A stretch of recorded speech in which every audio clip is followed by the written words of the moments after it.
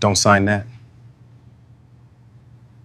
Marcus Thompson whispered urgently from beside the executive conference table where he was emptying trash bins during his routine night custodial duties, his voice carrying the desperate authority of someone who recognized legal language that could destroy everything CEO Brooke Hamilton had spent years building through strategic acquisitions and careful corporate growth. At 39, Marcus had developed the professional invisibility that characterized maintenance workers in high-stakes corporate environments, moving through Summit Enterprises' executive floors while overhearing merger negotiations, acquisition strategies, and contractual discussions that attorneys and executives conducted freely around someone they considered irrelevant to their complex legal maneuvering. But the document Brooke was preparing to sign contained subsidiary transfer clauses and beneficial ownership structures that Marcus recognized as sophisticated criminal schemes designed to strip legitimate businesses of their assets while transferring control to international money laundering operations disguised as investment firms.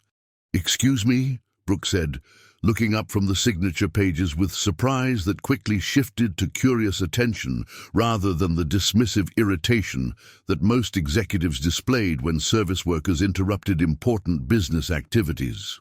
At 32, Brooke possessed the kind of striking blonde beauty and sharp business intelligence that had enabled her to transform Summit Enterprises from a struggling regional company into a multinational corporation through aggressive but legitimate merger strategies, though her success had also created confidence in legal advisors whose expertise she'd never had reason to question until this moment. "Ms.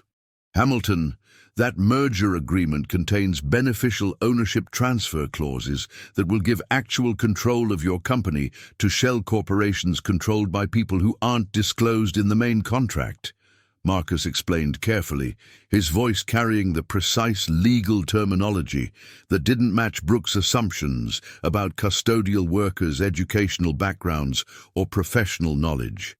"I'm sorry, but how would a maintenance worker know anything about beneficial ownership clauses or merger agreement structures?"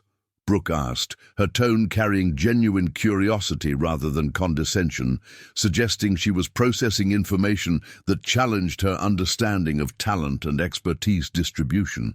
"Because I used to practice corporate law before circumstances made it impossible for me to continue in legal practice," Marcus replied, though his chest was tightening with anxiety about revealing professional background that could expose him to questions about his current employment situation and the career destruction that had forced his transition to custodial work. "You were a corporate lawyer?" Brooke repeated, setting down her pen completely as she processed information that fundamentally altered the context of their interaction. "I have a Juris Doctor from Harvard Law School and 8 years of experience in mergers and acquisitions before I was disbarred for alleged ethical violations," Marcus said, his admission both liberating and terrifying since it revealed qualifications that contradicted everything about his current professional circumstances. Brooke studied his face with the analytical attention she brought to evaluating potential business partners, recognizing something in his manner and vocabulary that suggested sophisticated legal training despite his working in custodial services. "What kind of ethical violations result in disbarment?" Brooke asked directly, her executive experience with personnel issues making her comfortable with straightforward questions about potentially sensitive professional history. "I reported judicial corruption that involved judges accepting payments to favor certain law firms in major corporate cases," Marcus replied, his voice carrying controlled emotion about circumstances that had transformed him from respected attorney to unemployable pariah whose legal expertise was considered dangerous rather than valuable. "The Bar Association determined that my whistleblowing violated attorney-client privilege and professional courtesy standards, even though the corruption I exposed was ultimately prosecuted and resulted in federal convictions." The explanation revealed systematic retaliation disguised as professional ethics enforcement, suggesting that Marcus's career destruction had been orchestrated rather than resulting from legitimate misconduct. "And you believe this merger agreement contains similar corruption or fraud?" Brooke asked, her voice indicating that she was taking his legal analysis seriously, despite his custodial employment. "Ms. Hamilton, the subsidiary structures outlined in sections 12 through 15 would transfer beneficial ownership of Summit Enterprises' core assets to shell companies incorporated in jurisdictions that make ownership verification impossible," Marcus explained, drawing on legal expertise he'd been suppressing for 6 years. "Additionally, the debt assumption clauses would make your company liable for obligations that aren't disclosed in the main agreement, potentially including criminal debt that could expose Summit to federal prosecution for money laundering." The analysis was both technically sophisticated and operationally alarming, revealing understanding of complex legal structures that could indicate either genuine expertise or elaborate deception by someone with criminal motivations. "Mr. Brooke began, realizing she didn't know the name of the person whose legal advice could prevent catastrophic business decisions. "Thompson, Marcus Thompson. Mr. Thompson, if your analysis of this merger agreement is accurate, you may have just prevented me from destroying my company and potentially facing federal criminal charges," Brooke said, though her voice carried uncertainty about whether trusting legal advice from a janitor represented sound judgment or desperate gullibility. "Ms.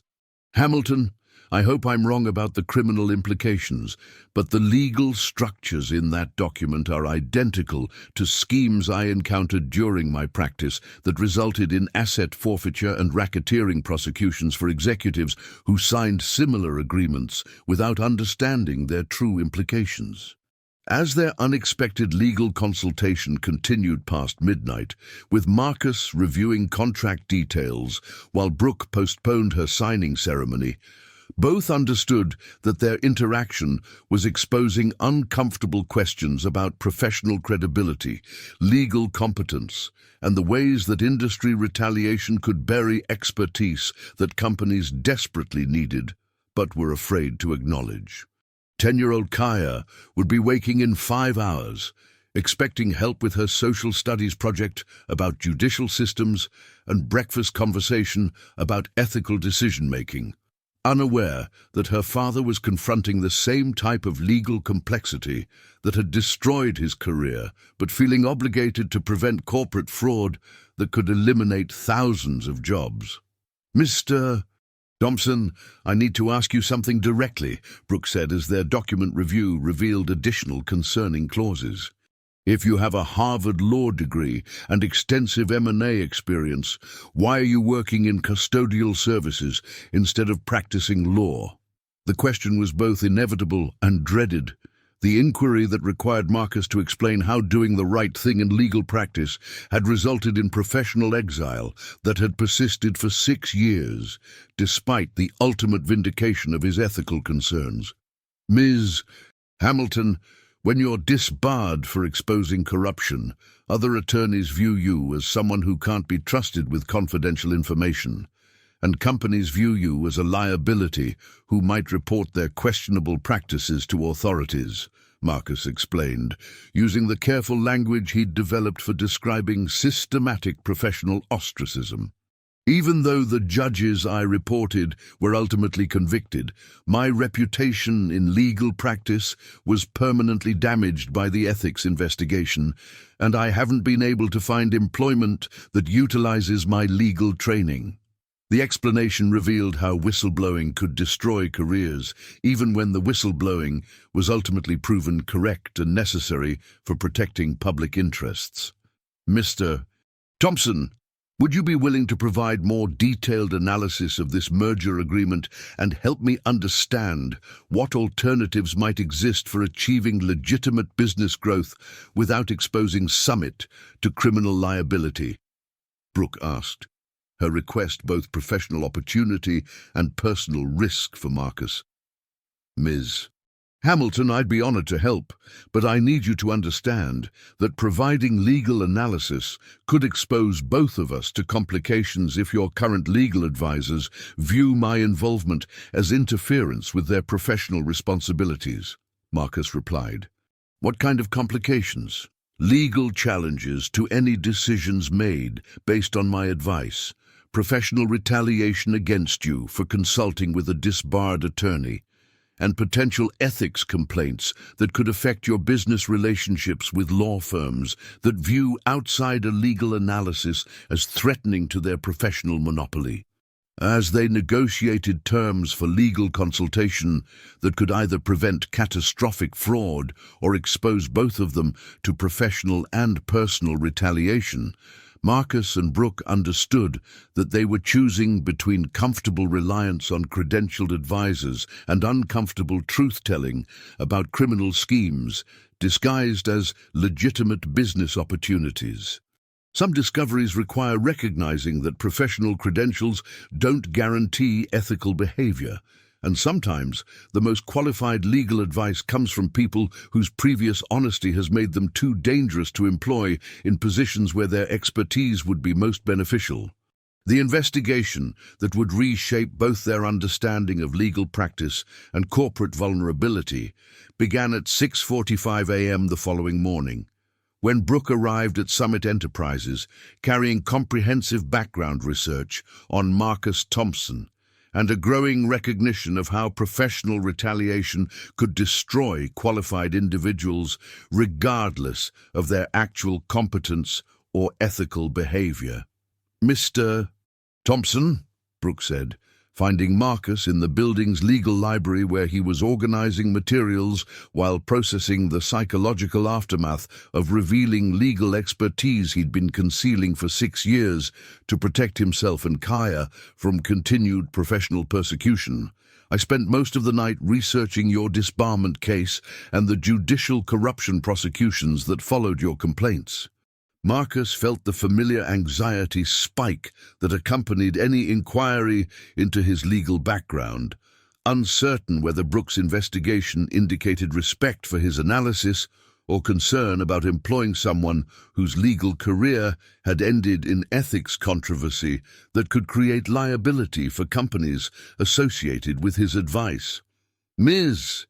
Hamilton, I understand that my professional history raises questions about my current reliability and the wisdom of consulting with someone whose legal credentials have been officially revoked," Marcus replied, using careful language for addressing potential concerns about his fitness to provide legal guidance while maintaining emotional boundaries that kept painful memories manageable. "Mr. Thompson, you weren't just a corporate lawyer," Brooke said, her voice carrying focused attention that characterized executives processing information that fundamentally altered their understanding of situations and people. "You were a partner-track attorney at one of New York's most prestigious firms before you reported systematic bribery that resulted in the prosecution and conviction of 4 federal judges and 12 attorneys." The recognition was both validating and terrifying, confirming that Brooke now understood his legal achievements while potentially exposing him to expectations and scrutiny that could recreate the professional pressure that had contributed to his career destruction. "Yes, ma'am, that's accurate, but I also need you to understand that my involvement in those prosecutions made me unemployable in legal practice, which is why I've been working in custodial services despite maintaining current knowledge of corporate law through continuing education," Marcus explained, his honesty about career consequences both personally vulnerable and professionally necessary. "What specific retaliation did you experience after reporting the judicial corruption?" Brooke asked, her tone carrying businesslike directness that indicated she was seeking information for strategic evaluation rather than personal judgment. The question required Marcus to revisit the most devastating period of his professional life, when ethical decision-making had resulted in systematic ostracism that had forced him to choose between fighting for legal vindication and providing stable support for his daughter during her elementary school years. I was terminated from my law firm within 48 hours of filing bar complaints against the judges, Marcus said, his voice carrying controlled emotion about circumstances that had made defending his professional reputation feel impossible despite the ultimate validation of his ethical concerns. My former colleagues shared information about my problematic attitude and poor judgment with other firms, making it impossible to obtain references or recommendations for comparable positions at other practices. E.T. Brooke processed this information with growing recognition that professional success and employment opportunities didn't correlate as directly as she'd assumed, and that doing the right thing in institutional environments could result in career destruction rather than professional advancement. Mr. Thompson, what happened to your family during your transition out of legal practice? Brooke asked, understanding that career retaliation affected entire households rather than just individual professionals. My wife left 18 months after I was disbarred, Marcus replied, his voice carrying the controlled grief that came from understanding how financial uncertainty and social embarrassment could destroy relationships and family stability. She couldn't handle the economic instability and social stigma of being married to someone who was essentially blacklisted from his chosen profession. What about your daughter? Kaya stayed with me, which meant I needed employment that provided health insurance and allowed me to be available for single parenting while avoiding the professional networks that would have exposed my disbarment and created employment complications. The explanation revealed sacrifices that extended far beyond individual career setbacks to family dissolution and ongoing economic vulnerability that had persisted for 6 years since his ethical decision-making had ended his capacity for legal practice. Meanwhile, 10-year-old Kaya was experiencing her own confusion about her father's sudden shift in mood and behavior following his conversation with Brooke about legal matters that reminded him of work he'd once loved but had been forced to abandon. "Dad, you look the way you do when you're reading law books late at night, when you think I'm asleep," Kaya observed during their morning breakfast routine, her emotional intelligence recognizing that her father was processing psychological stress related to his suppressed professional identity. At 10, Kaya possessed analytical abilities that had already exceeded grade-level expectations in logic and critical thinking. Though she'd learned not to discuss her father's legal background with teachers or classmates who didn't understand why someone so intelligent would work in custodial services. "Kaya, I've been helping someone with legal problems that remind me of work I used to do before you were born," Marcus replied, using honest communication while protecting his daughter from details about career destruction and ongoing professional vulnerability. "Are you thinking about being a lawyer again instead of cleaning buildings?" Kaya asked, her question revealing both hope that her father might return to work that utilized his education and concern that career changes could disrupt the stability they'd built together. "I don't know, sweetheart. Legal work requires dealing with people and situations that can be stressful in ways that cleaning work isn't, but it also uses skills that I'm good at, and that might help our family have better financial security." The conversation was both practical family planning and psychological processing, requiring Marcus to balance professional opportunities against parental responsibilities while managing anxiety about returning to work environments that had previously resulted in systematic retaliation. "Dad, would it be safe for you to do lawyer work if the people you're helping now are different from the people who got you in trouble before?" Kaya suggested with 10-year-old wisdom that recognized patterns in adult professional relationships. "That's a very thoughtful question, baby. It might be safer, but there are always risks when you use legal knowledge to help people solve problems that other people want to keep secret." The conversation was interrupted by Brooke's phone call requesting an urgent meeting to discuss additional concerns about the merger agreement and potential connections between Marcus's disbarment case and the attorneys who had prepared the fraudulent contract. Mr. Thompson, I've discovered something about your merger analysis that makes your legal expertise even more crucial, Brooke said during their secure meeting. The lead attorney on the merger agreement is Richard Crane, who was one of the lawyers prosecuted based on your judicial corruption reports. The revelation meant that Marcus's legal advice wasn't just preventing corporate fraud. It was potentially exposing revenge schemes by criminals whose convictions had resulted directly from his previous whistleblowing activities. Ms.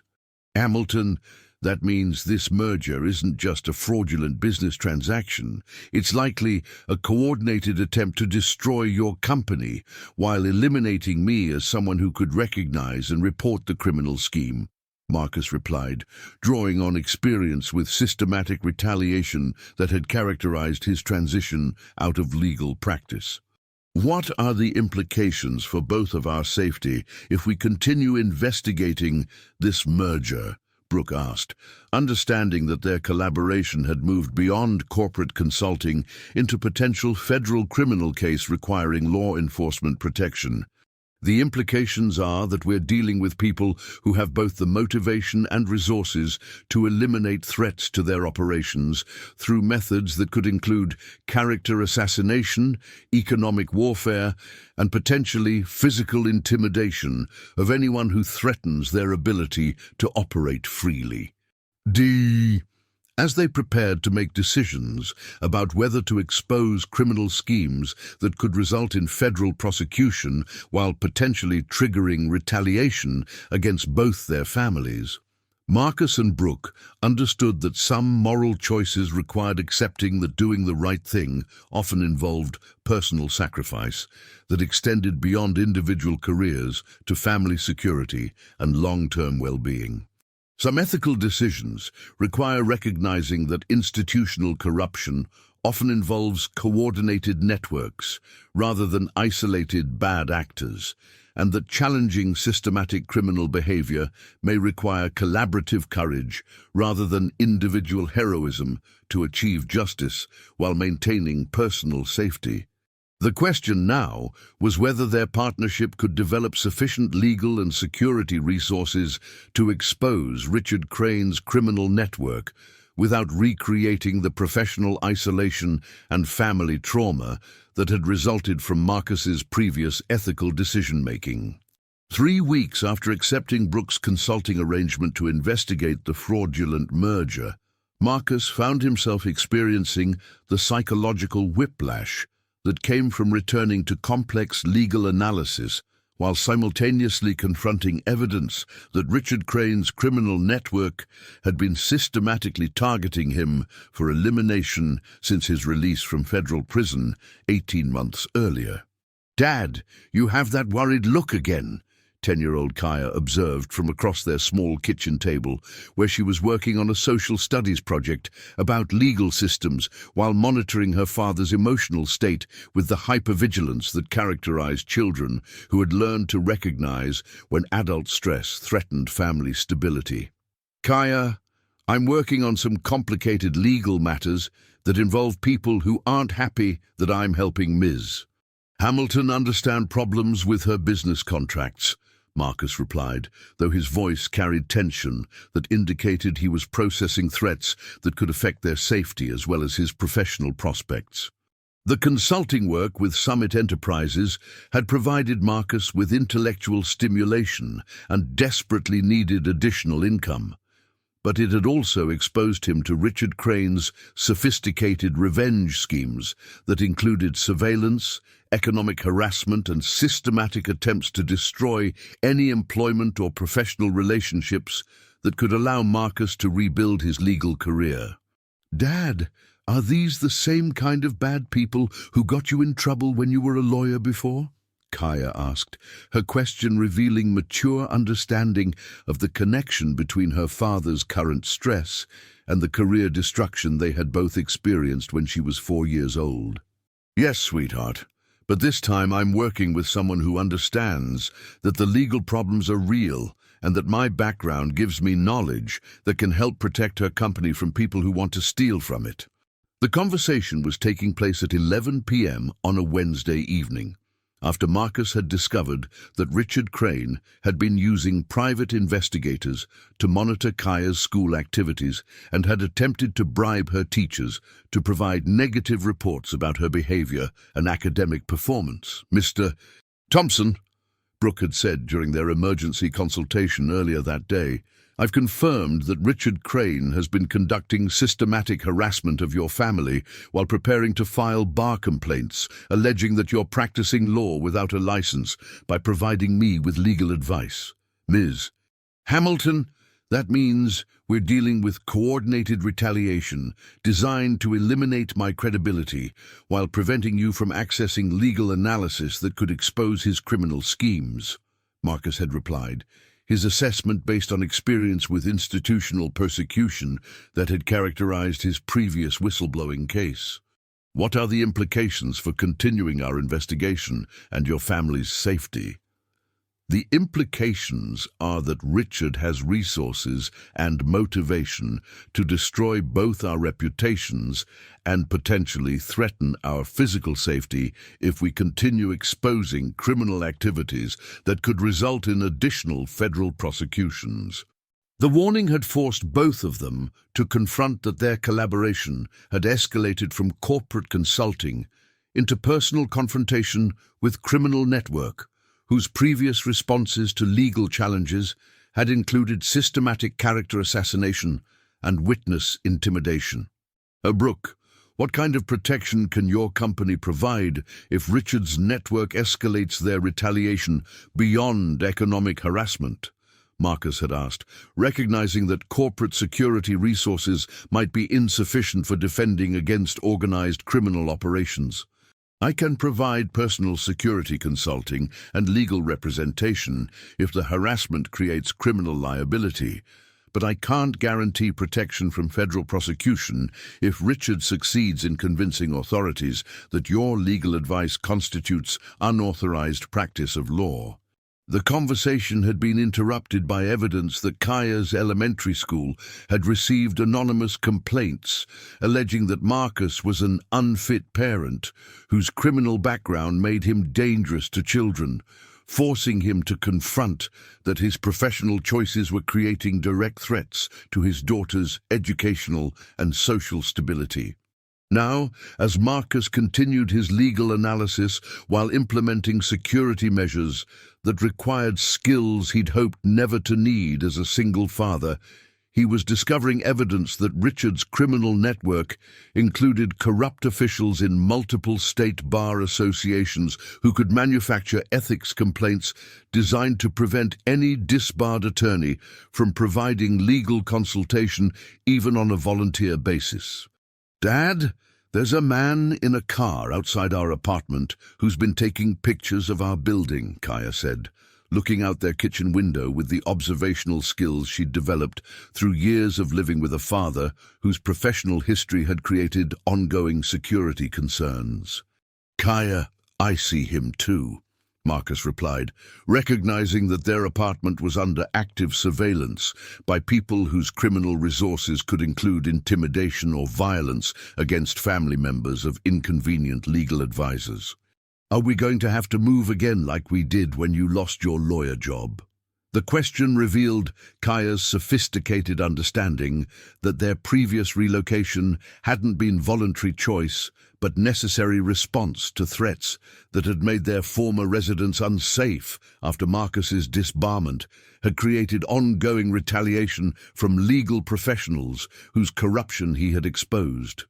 "We might need to stay somewhere else for a while until the police can arrest the people who are trying to stop me from helping Ms. Hamilton with legal problems," Marcus replied, using age-appropriate language to explain security precautions without overwhelming his daughter with details about organized criminal retaliation. "Dad, if helping Ms. Hamilton makes bad people want to hurt us, maybe you should stop helping her and just go back to cleaning buildings where nobody cares what you know about legal stuff," Kaya suggested with 10-year-old pragmatism that prioritized family safety over adult professional obligations. The suggestion was both reasonable and heartbreaking. reflecting a child's accurate assessment that their financial security and physical safety were more important than Marcus's professional fulfillment or moral obligation to prevent corporate fraud. Kaya, if I stop investigating the legal problems, hundreds of innocent people will lose their jobs and life savings because of fraud that I could have helped prevent, Marcus replied, explaining ethical stakes that made abandoning the investigation feel impossible despite legitimate concerns about their safety. But Dad, those people aren't my family, Kaya replied with 10-year-old logic that prioritized immediate relationships over abstract moral obligations.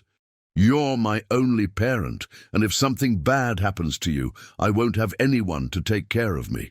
The observation forced Marcus to confront the fundamental tension between parental responsibility and professional obligation that had defined his adult decision-making since his disbarment had required choosing between legal vindication and family stability. 3 days later, Marcus's investigation reached crisis point when he discovered that Richard Crane was preparing to complete the fraudulent merger, while simultaneously filing criminal complaints alleging that Marcus had been practicing law illegally and threatening Brooke with extortion to obtain legal consulting fees. "Brooke, we're running out of time," Marcus said during their emergency meeting in a secure location away from Summit's potentially monitored facilities. "Richard is preparing to finalize the merger while creating legal complications that could result in my arrest and your prosecution for conspiracy to commit unauthorized practice of law. The discovery meant that any delay in exposing the fraud could result in permanent transfer of Summit Enterprises' assets while allowing international criminals to escape prosecution for systematic corporate theft. Marcus, what are our options for preventing the merger completion and protecting both of us from Richard's legal attacks?" Brooke asked, her voice tight with recognition that saving her company might require actions that could endanger the person whose expertise had identified the fraud. "We can provide our evidence to federal authorities and hope they can investigate before Richard completes the asset transfer, or we can attempt to disrupt his schemes directly through legal challenges that could trigger immediate retaliation against our families." The choice was both strategically complex and personally devastating, requiring them to balance prevention of massive corporate theft against realistic assessment of their capacity to survive confrontation with criminals whose resources included corrupt officials in multiple regulatory agencies. "What would direct disruption involve?" Brooke asked. "Using my legal knowledge to file court challenges that would freeze the merger while exposing Richard's criminal schemes. But that kind of legal action would require me to represent your interests in ways that could result in criminal prosecution for unauthorized practice of law." Then, as they prepared to make decisions that could either prevent catastrophic fraud or expose their families to systematic retaliation from organized criminal enterprise, both Marcus and Brooke understood that some moral choices required accepting risks that affected innocent dependents rather than just the adults making ethical decisions. "Marcus, I can't ask you to risk imprisonment or endanger your daughter for my company's problems," Brooke said, though her voice carried desperate hope that he would choose to help despite legitimate concerns about personal consequences. "Brooke, I can't watch hundreds of families lose their livelihoods because I was too afraid to use legal skills that could prevent systematic theft," Marcus replied, recognizing that some sacrifices required accepting potential imprisonment as temporary cost of protecting people who couldn't protect themselves.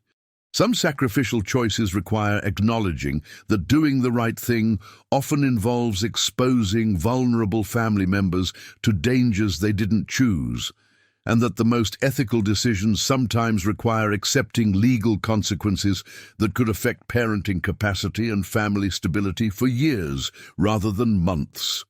6 weeks after federal agents had begun investigating Richard Crane's criminal network, following Marcus's detailed legal analysis, and documentation of the fraudulent merger scheme, Angela Foster arrived at Summit Enterprises' secure conference facility to provide what Brooke had described as regulatory compliance consultation, but which represented the first comprehensive legal review of corporate merger practices that the company had ever undertaken. "Mr. Thompson," Angela said, as she entered the Federal Safe House's makeshift legal office, where Marcus was providing consultation to FBI white-collar crime specialists. "I want to thank you for the analysis that exposed Richard's criminal network, and I want to apologize for not recognizing the legal vulnerabilities he was exploiting in our merger review processes." Angela had served as Summit Enterprises' general counsel for 3 years, during which she trusted Richard Crane's contract analyses while failing to recognize that his legal recommendations were designed to facilitate corporate theft rather than legitimate business growth. Ms. Foster, sophisticated legal fraud is designed to be undetectable by standard due diligence procedures, Marcus replied, his voice carrying the professional understanding that characterized attorneys who had learned to recognize the difference between legal oversight failures and deliberate criminal deception. Richard's scheme was successful precisely because it exploited trust relationships and professional courtesy rather than obvious legal vulnerabilities. "That's generous, but I should have recognized that merger agreements with beneficial ownership structures that complex were creating liability risks that exceeded any legitimate business advantages," Angela replied, settling into the conference chair across from multiple monitors, where Marcus was tracking asset transfers across international corporate networks. "Actually, that's exactly why his scheme worked so well," Marcus explained, advancing to forensic evidence that revealed the sophistication of Richard's criminal planning. He designed the legal structures to appear like aggressive but legitimate business practices, which made compliance officers feel appropriately cautious rather than suspicious about criminal fraud. The conversation was taking place under FBI protection after Richard's criminal associates had attempted kidnapping both Kaya and Brooke's niece in coordinated operations designed to force withdrawal of federal cooperation before prosecution could proceed to grand jury indictments.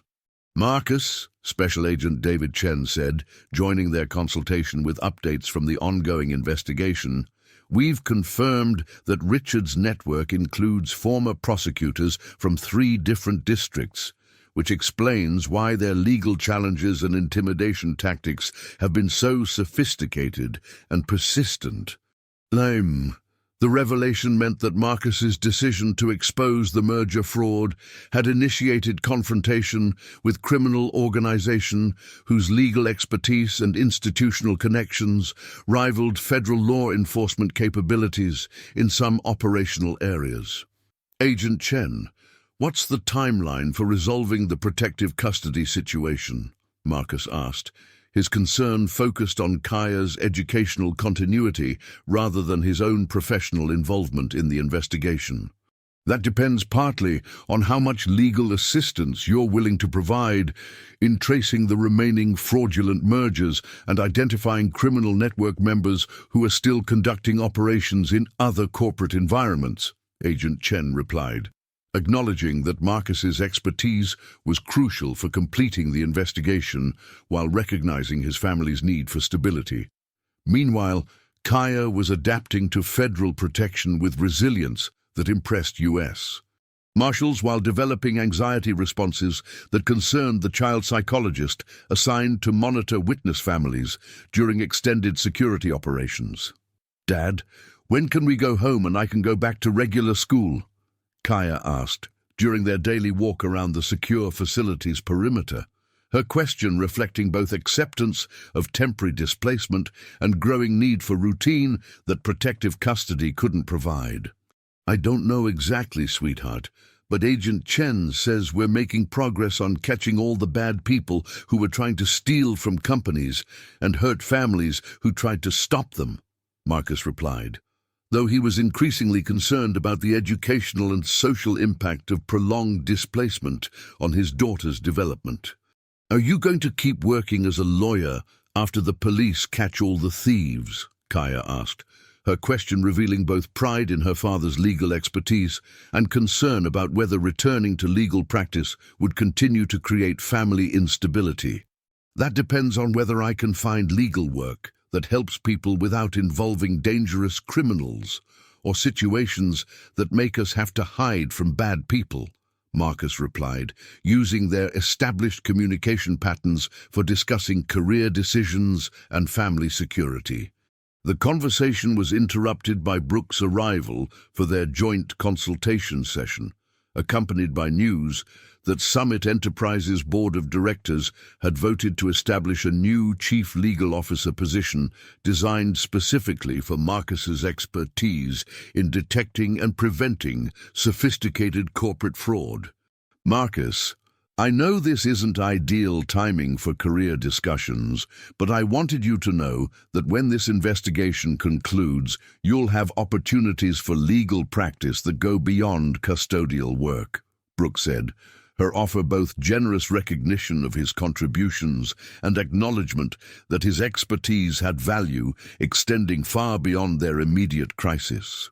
"Brooke, I appreciate the recognition, but I need to consider how a high-profile legal position might affect Kaya's safety and our ability to maintain stable family life that protective custody was designed to preserve," Marcus replied, drawing on lessons learned about the relationship between professional visibility and personal vulnerability.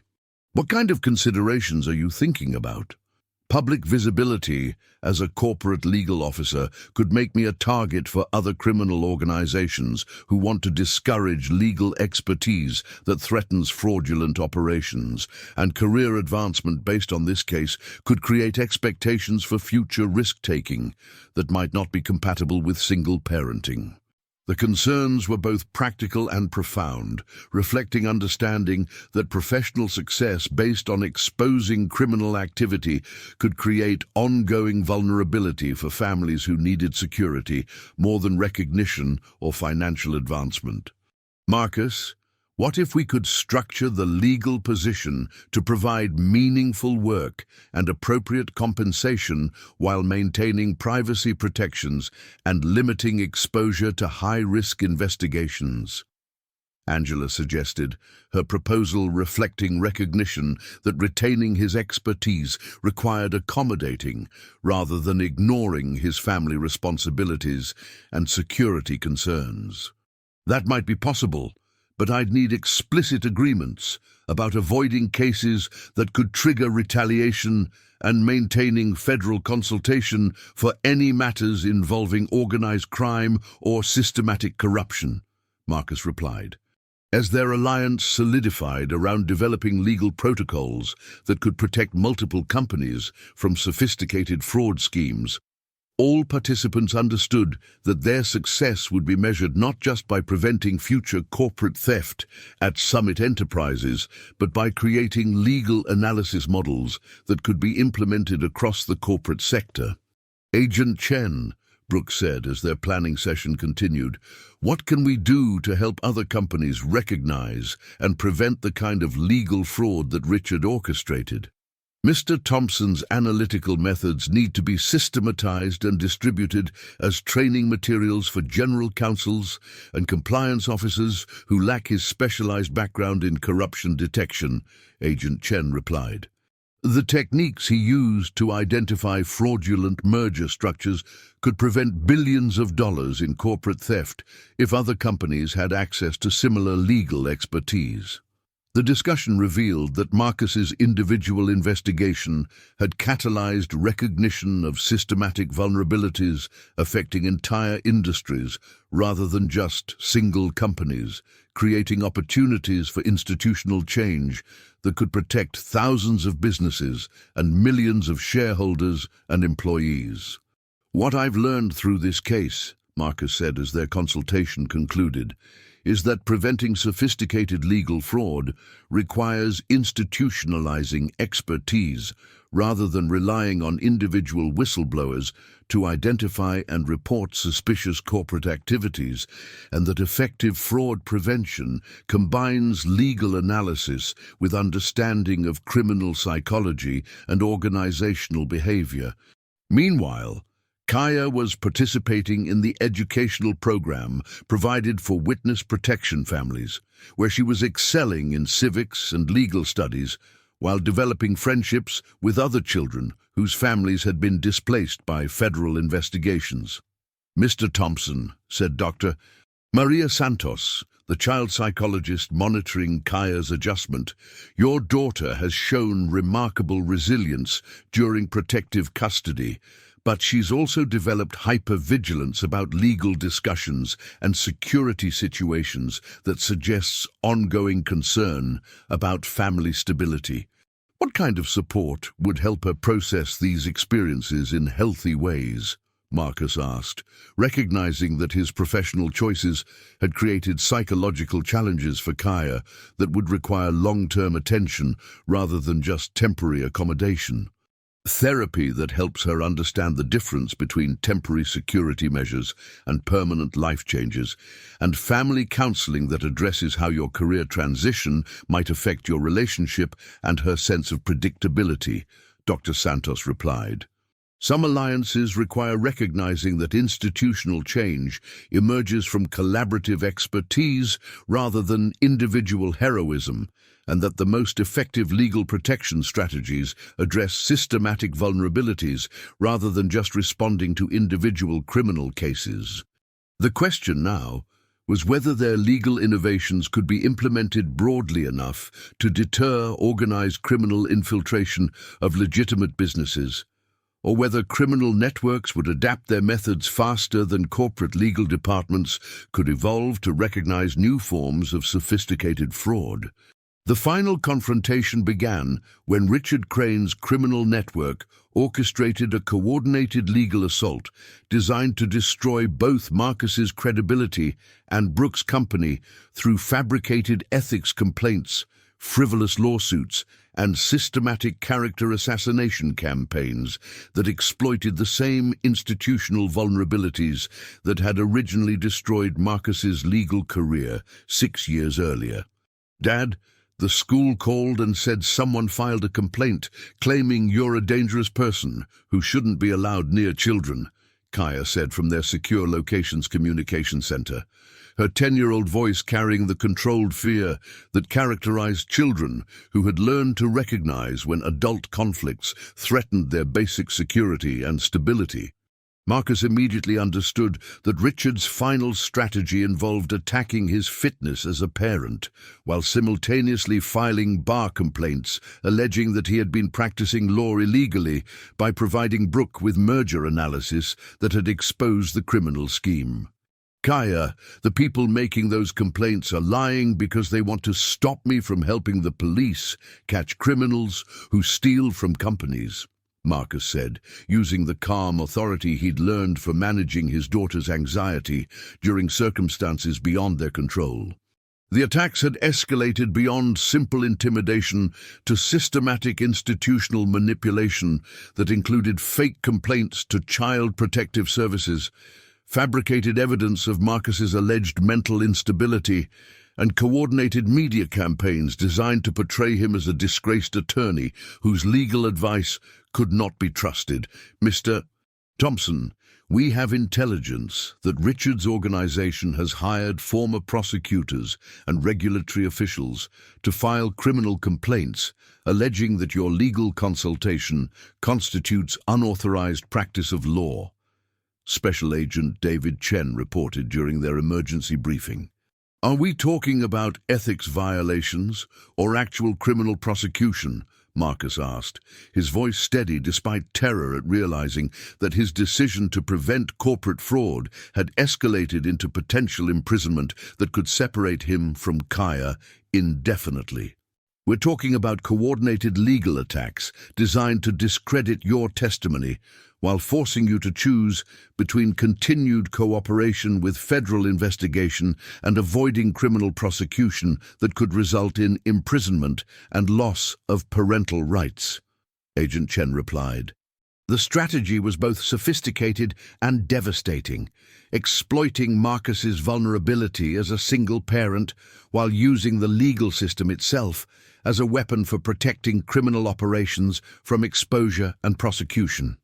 Meanwhile, Brooke was experiencing her own confrontation with systematic legal warfare as Richard's associates filed lawsuits alleging that she had conspired with Marcus to commit extortion, fraud, and conspiracy to practice law without proper licensing. Marcus, they've filed complaints with the SEC alleging that our investigation was actually a scheme to manipulate merger terms through fraudulent legal analysis, Brooke reported during their encrypted communication, her voice showing the stress of defending her company's reputation while worrying about the safety of the person whose expertise had saved her from financial ruin. Brooke, what kind of legal representation do you have for responding to these coordinated attacks? Marcus asked, recognizing that defending against systematic legal assault required resources that exceeded most individuals' capabilities. The FBI has provided legal support, but Richard's network includes former federal prosecutors who understand exactly how to exploit procedural rules and jurisdictional complications to create maximum legal complexity with minimal actual evidence, Brooke replied. What about the merger investigation and asset recovery? The legal attacks are designed to delay federal prosecution until Richard's associates can complete additional fraudulent transfers that would make asset recovery impossible even if we eventually win the criminal cases. The timeline was devastating for both criminal justice and victim compensation, demonstrating that sophisticated legal knowledge could be weaponized to protect criminal operations from law enforcement intervention. Brooke, I need to tell you something about the choice I'm facing, Marcus said, his voice carrying the gravity of moral reckoning that had been building throughout months of federal cooperation. If I continue providing testimony and legal analysis, I could face criminal prosecution that would separate me from Kaya and destroy any possibility of rebuilding my legal career. What do you mean? I mean that protecting Kaya is my primary responsibility, and risking imprisonment to pursue justice for corporate fraud victims might not be ethical if it leaves my daughter without her only parent, Marcus replied, articulating fears that had been growing as the legal attacks created genuine threats to his freedom and parental rights. Marcus, are you considering withdrawing from the federal investigation? Brooke asked, her voice reflecting understanding that individual courage had limits when children's well-being was at stake. I'm considering whether my obligation to expose fraud justifies risking Kaya's psychological and financial security if I'm imprisoned for providing legal analysis that saved your company from criminal theft. The conversation was interrupted by Kaya's arrival from her supervised educational session, accompanied by Dr. Maria Santos, who had been monitoring her psychological adjustment to the ongoing legal crisis. Mr. Thompson, Dr. Santos said, Kaya has been experiencing severe anxiety about the possibility of family separation, including nightmares about foster care placement and regression to earlier developmental behaviors that indicate significant emotional distress. Dad, are you going to jail because you helped Ms. Brooke understand that bad people were trying to steal her company? Kaya asked, with the directness that characterized children seeking honest explanations for adult circumstances that affected their security. The question forced Marcus to confront that his daughter's emotional well-being was being destroyed by his decision to challenge criminal power, regardless of the moral justification for preventing systematic corporate fraud. Kaya, I don't know if I'm going to jail, but I want you to understand that if that happens, it won't be because I did anything wrong. It will be because bad people are using legal rules to punish me for stopping them from stealing. Marcus replied, using honest communication about injustice while maintaining age-appropriate boundaries. "What would happen to me if you have to go to jail?" Kaya asked, her question revealing anxiety about abandonment that was affecting her ability to concentrate on schoolwork or maintain normal social relationships. "If that happens, Ms. Brooke and the FBI people would help make sure you're taken care of by people who understand that I was helping catch criminals, not because I was being a criminal myself." The reassurance was both practical contingency planning and devastating acknowledgement that parental responsibilities sometimes required accepting worst-case scenarios to maintain children's psychological stability. "Dad, would it be okay if you decided to stop helping the police so we could stay together and not have to worry about bad people trying to hurt our family anymore?" Kaya asked, her question representing mature understanding that her father faced impossible choices between justice and family preservation. As Marcus prepared to make the most difficult decision of his life, whether to continue federal cooperation that could result in his imprisonment or prioritize Kaya's immediate needs over justice for thousands of corporate fraud victims, he realized that some confrontations with institutional corruption required sacrifices that affected innocent dependents rather than just the adults choosing to challenge criminal power.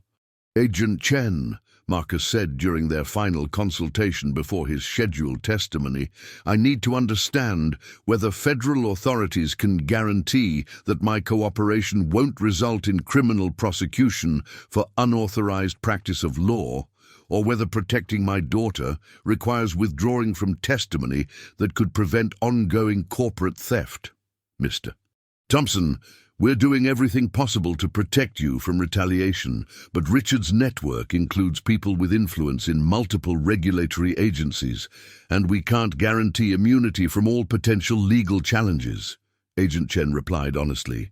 "How important is my continued testimony for completing the prosecution? Your legal analysis is crucial for proving criminal intent and systematic fraud, but we understand that your parental responsibilities may require limiting your exposure to legal retaliation that could affect your daughter's well-being." As Marcus weighed Kaya's immediate psychological needs against his obligation to prevent systematic fraud that could victimize thousands of additional families, he understood that some moral choices required accepting that there might not be solutions that protected everyone who deserved protection. Some confrontations with criminal power require acknowledging that the legal system itself can be weaponized against those who challenge institutional corruption, and that the most ethical choice might involve strategic retreat when continued resistance threatens vulnerable dependents who never chose to participate in struggles between justice and criminal enterprise. 18 months after Richard Crane and 26 associates received federal sentences ranging from 15 to 35 years for racketeering, corporate fraud, and conspiracy to obstruct justice, Chief Legal Officer Marcus Thompson stood in Summit Enterprises' new Corporate Ethics Training Center, teaching a cohort of general counsels and compliance officers legal analysis techniques that had become industry standards following the Crane prosecution and subsequent regulatory reforms. "The contract analysis methods we're reviewing today," Marcus explained to an audience of corporate attorneys and risk management directors, "are designed to help you identify sophisticated fraud schemes before they can compromise your merger activities and expose your companies to criminal liability and asset forfeiture." At 12 years old, Kaya sat in the training room's family area working on advanced legal research for her gifted program, while simultaneously developing a mobile app for contract analysis. Her presence representing both the stability they had rebuilt and her ongoing fascination with legal systems that had developed through witnessing her father's journey from career destruction to professional vindication. "Mr. Thompson," Asked Sarah Mitchell from Apex Industries. How do you balance thorough legal analysis with the time pressures that characterize competitive merger environments? The question reflected ongoing tension between comprehensive due diligence and business efficiency that had characterized corporate adoption of enhanced legal review protocols designed to prevent sophisticated fraud. Mitchell, what we've learned is that thorough legal analysis actually accelerates legitimate business development by preventing mergers that would create catastrophic losses and federal prosecution rather than profitable growth, Marcus replied. His response based on 18 months of consulting with companies implementing systematic fraud prevention measures. The time invested in comprehensive contract review prevents the kind of asset forfeiture and criminal liability that can destroy companies and end careers. Brooke, now wearing the confident demeanor of someone whose near disaster had transformed into industry leadership in corporate legal compliance, observed this exchange with satisfaction that combined business success with personal commitment to supporting Marcus's professional rehabilitation and Kaya's educational development. Since the Crane prosecution, Summit Enterprises had become the premier consulting firm for legal fraud prevention in corporate mergers, generating over $120 million in annual revenue while helping hundreds of companies avoid criminal schemes that could have resulted in federal prosecution and complete asset forfeiture. Marcus, Brooke said during the networking break following his presentation, the American Bar Association has requested that we develop continuing legal education programs for attorneys who need to understand sophisticated fraud detection. Are you interested in that level of professional rehabilitation? The opportunity represented both personal vindication and potential exposure to professional environments that could recreate the institutional dynamics that had originally destroyed his legal career. Brooke, I'm honored by the recognition, but I need to consider how high-profile legal education might affect Kaya's sense of security and our ability to maintain the stable family routine that's been essential for her recovery from witness protection trauma, Marcus replied.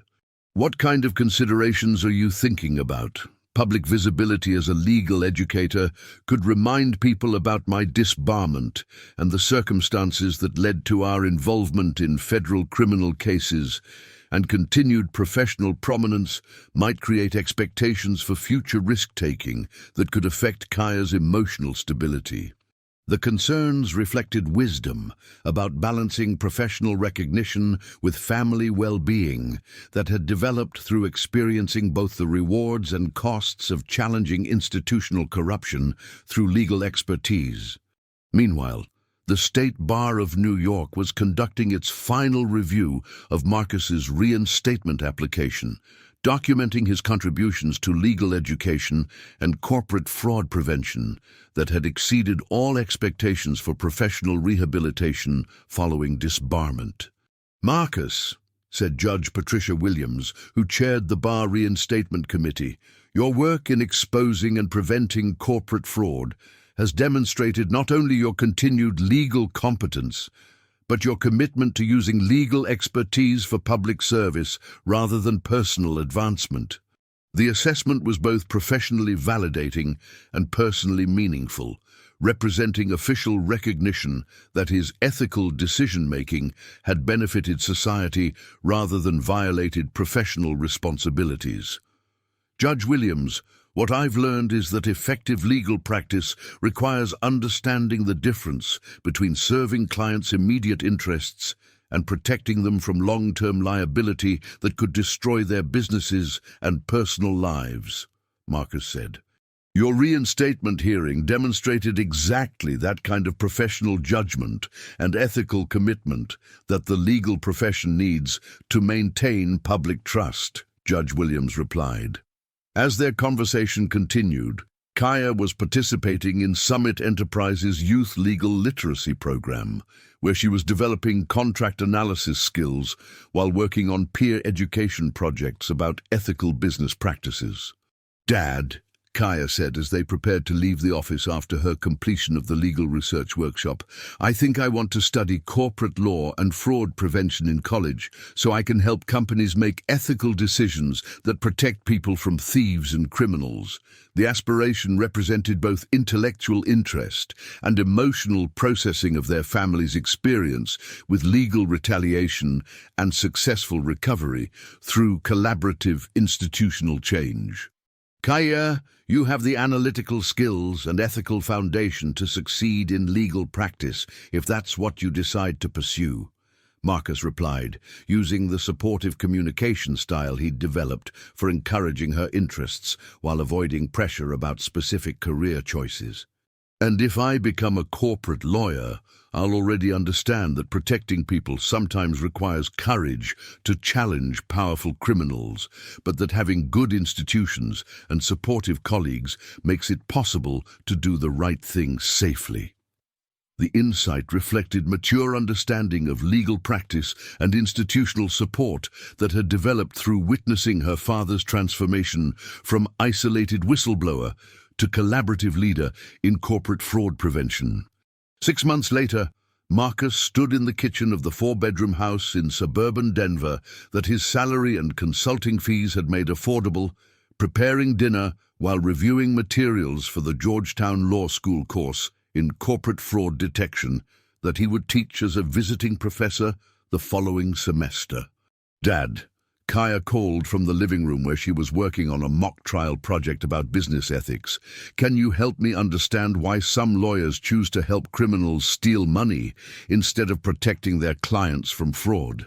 The question was both academic assignment and personal inquiry about professional ethics that had shaped their family's experience.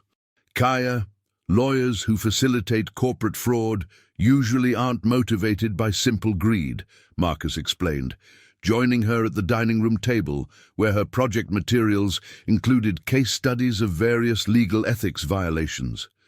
"They're often motivated by competitive pressure, client demands, or institutional cultures that reward profitable outcomes over ethical practice. So they're not necessarily evil people. They're people who made bad choices under pressure." "That's exactly right, sweetheart.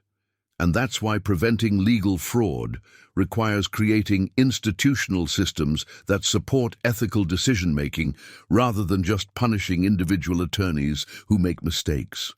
As they worked together on homework that combined academic learning with personal experience, both Marcus and Kaya understood that their family's transformation represented more than individual recovery. It demonstrated that professional rehabilitation was possible when individual courage was supported by collaborative commitment to institutional change rather than isolated heroism.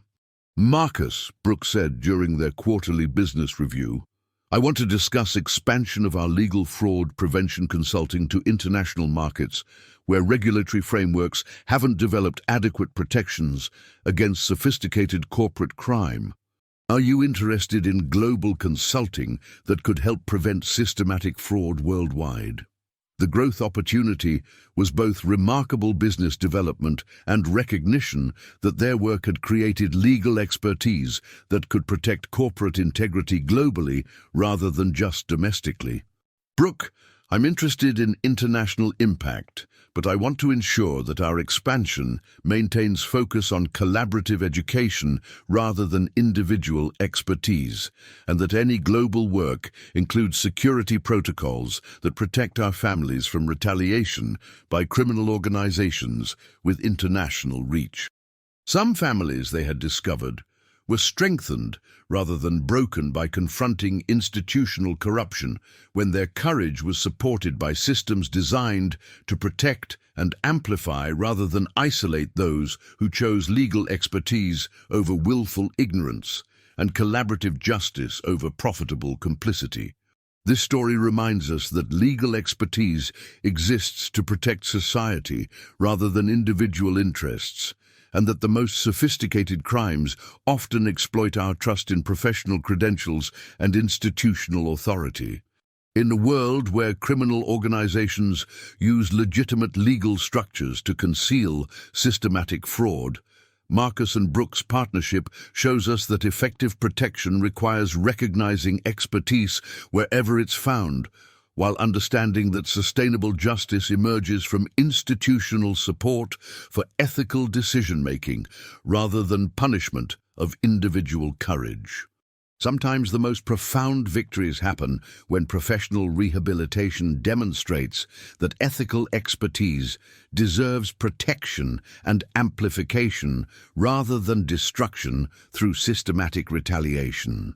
What legal vulnerabilities might your organization be missing because you're trusting credentials over actual competence? How could systematic legal education help protect your institution from sophisticated fraud disguised as legitimate business practice?